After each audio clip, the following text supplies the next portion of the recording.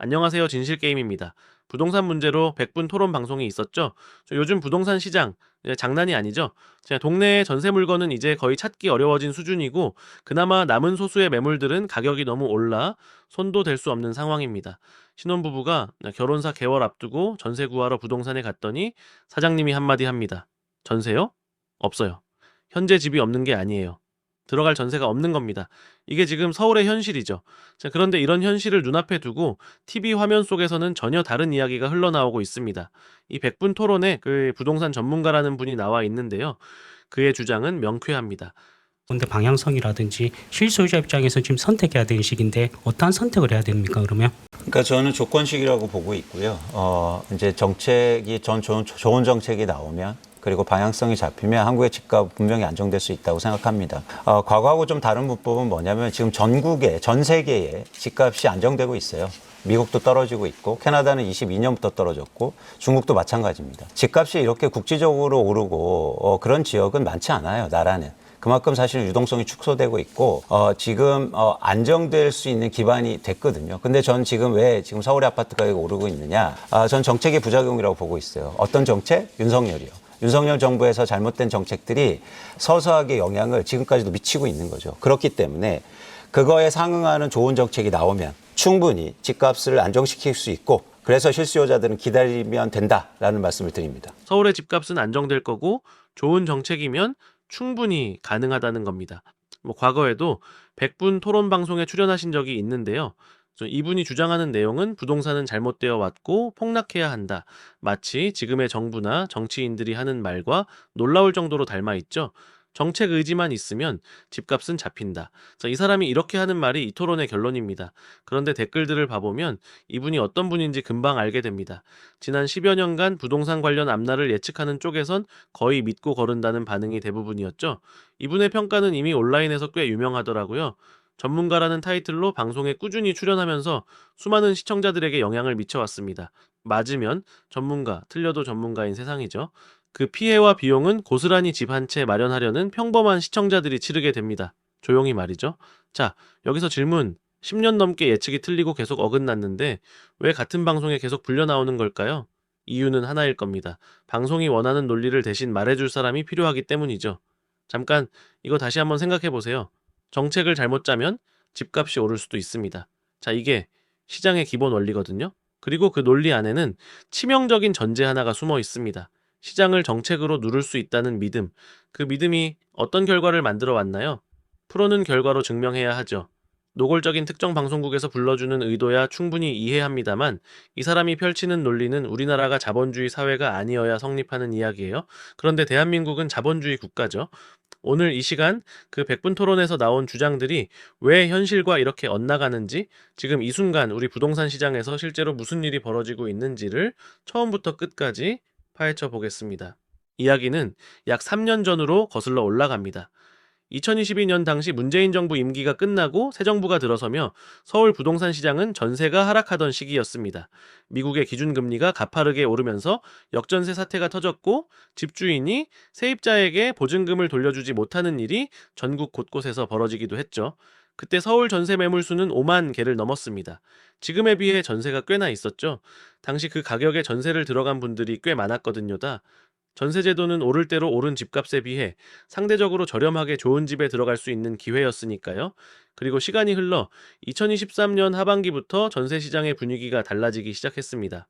공급이 부족했던 탓에 서울 주요 지역의 전세가가 조금씩 오르기 시작했고 2024년에 접어들면서 상승 속도가 붙었죠. 2022년에 저렴하게 들어갔던 세입자들이 계약갱신 청구권을 5% 인상으로 한번 쓴 뒤 다시 2년이 지나 올해 만기를 맞이했습니다. 바로 지금 오늘 이야기의 배경입니다. 문재인 정부 당시 무리하게 밀어붙인 임대차 3법으로 전세를 2년 플러스 2년을 살게 되었죠. 네, 그때 2년을 더 청구한 그분들이 마주한 현실은 예상과 달랐습니다. 서울 전세 매물 수는 지금 17,000여 개 수준입니다. 3년 전 5만 개에서 3분의 1 토막이 난 거예요. 2년 전 이맘때만 해도 32,000여 개였는데요. 둔촌주공인 올림픽파크포런이라는 12,000세대짜리 대단지가 입주를 시작했어도 전세가는 내려가지 않았습니다. 보통 이 정도 대단지 입주장에선 전세가가 떨어지는 게 시장의 공식이었죠. 헬리오시티 때도 그랬거든요. 그런데 이번에 그 공식이 깨졌습니다. 현금 6억, 7억을 싸들고 신축 전세를 잡으러 온 수요자들이 줄을 섰기 때문입니다. 왜냐? 그만큼 전세 자체가 없어졌으니까요.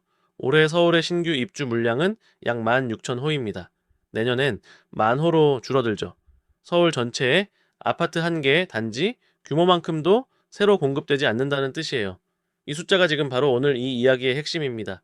전세를 찾는 사람들은 거의 그대로인데 전세로 들어갈 집 자체가 사라져 가고 있는 땅, 바로 2026년 서울의 임대차 시장입니다. 근데 여기서 소름 돋는 거는요. 백분 토론 화면 속 전문가는 이렇게 말해요.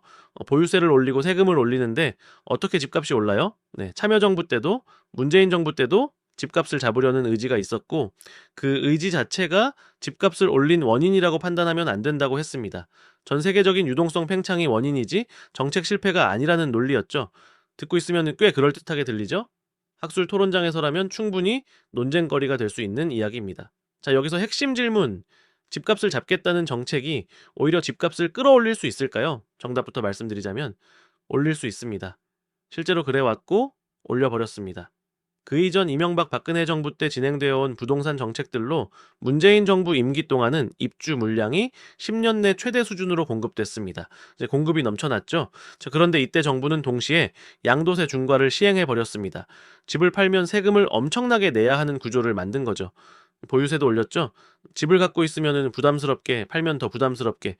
이런 구조가 어떤 결과를 만들었을까요? 매물이 잠겨버리는 겁니다. 팔기도 싫고 팔면 손해고 집주인들이 시장에 부동산 물건을 아예 내놓지 않게 만들어진 거죠. 잠깐 이거 다시 한번 생각해 보세요. 공급이 충분해도 매물이 없으면 가격은 오릅니다. 새 아파트가 아무리 많이 지어져도 기존 집주인들이 팔지 않으면은 시장에 살 수 있는 물건이 없는 거나 마찬가지죠. 이건 경제학 교과서 첫 장에 나오는 이야기입니다. 수요와 공급 법칙. 그런데 이 전문가라는 사람은 정책이 실패한 게 아니라고 하네요. 집값이 오른 건 전 세계적 유동성 때문이라고 말이죠. 반은 맞는데 반이 틀린 이유가 결정적인 걸 빼고 말하면 어떡합니까? 그렇다면 반문해보죠. 참여정부 때 금리 탓을 했고 집값이 떨어진 건 미국 금리 인상 덕분이라고 했습니다. 집값이 오를 땐 전 세계 유동성 때문이고 집값이 내리면 미국의 금리 인상 때문이라는 건데요. 그렇다면 이분의 논리 안에서 정책은 도대체 언제 책임을 지는 겁니까? 자, 당시의 진짜 원인을 들여다봐 볼게요. 2020년부터 2021년 문재인 정부는 부동산 관련 세금을 연달아 올렸죠. 종합부동산세 세율을 대폭 인상했고 다주택자 양도세 중과세율을 최고 75%까지 끌어올렸습니다. 보유하면 세금 폭탄, 팔면 양도세 폭탄. 정부의 의도는 명확했어요. 집을 여러 채 가진 사람들이 버티기 힘들게 만들어서 시장에 매물을 쏟아내게 하겠다는 겁니다. 논리적으로는 그럴듯하게 들리죠? 그러나 결과는 정반대였습니다. 매물이 뒤집어진 거죠. 시장에서 사라져 버렸습니다. 왜 그랬을까요? 계산해보면 답이 나오거든요. 집을 팔았을 때 양도세로 나가는 금액이 너무 컸습니다.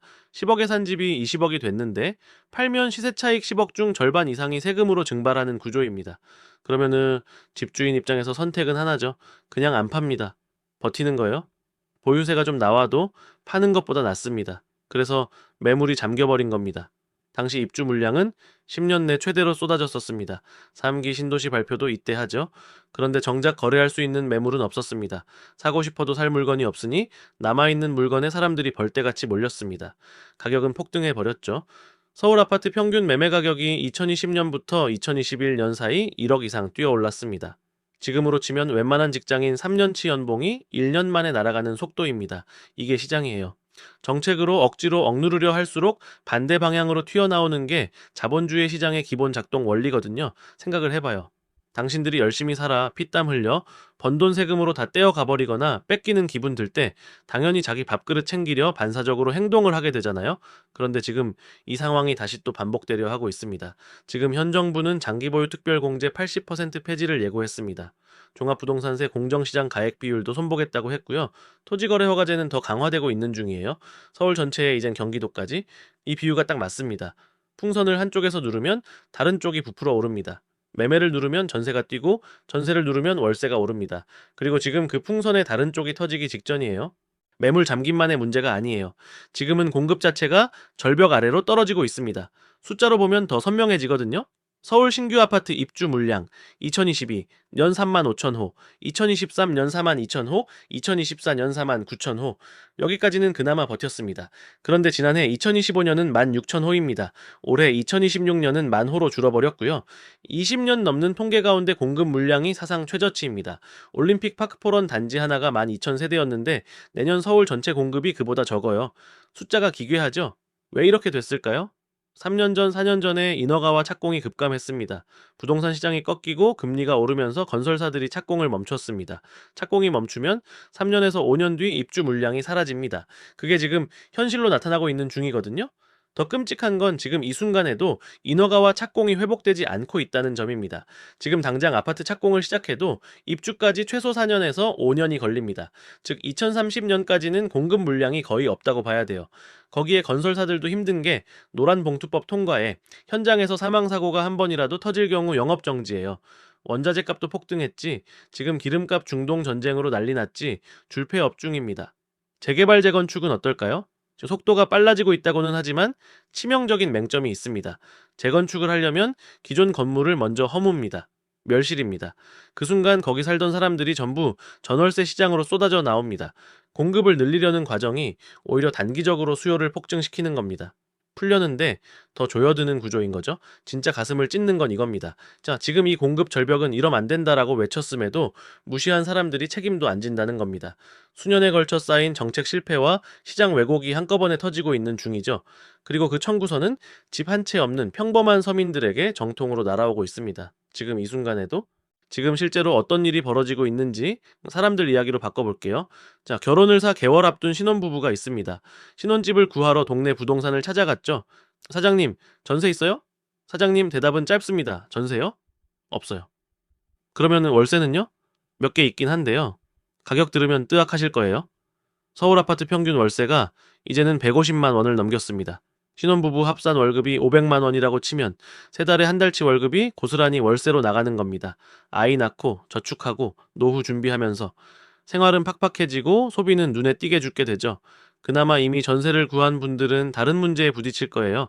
2022년에 5억으로 들어간 전세가 지금 6억 5천 이상이 됐습니다. 4년 지났으니 집주인한테 연락이 오겠죠? 재계약 시 이번엔 시세대로 계약할 예정입니다. 자, 당장 1억 5천을 몇 달 안에 어디서 구해오나요? 1년에 7,500만 원씩은 모아야 합니다. 맞벌이로 아이 키우면서 그게 가능한 가정이 대한민국에 얼마나 될까요? 그래서 집주인한테 제안합니다.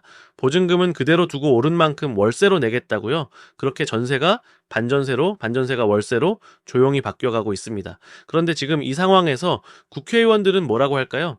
자, 지난 정권 때 환율이 1,400원이라며 나라 망할 것 같다며 그렇게 목소리를 높이던 분들이 있었습니다. 자, 지금 환율은 1,500원을 훌쩍 넘겼고 물가는 더 올랐죠. 그런데 자신들을 향한 비판은 부당하다고 내로남불을 시전합니다.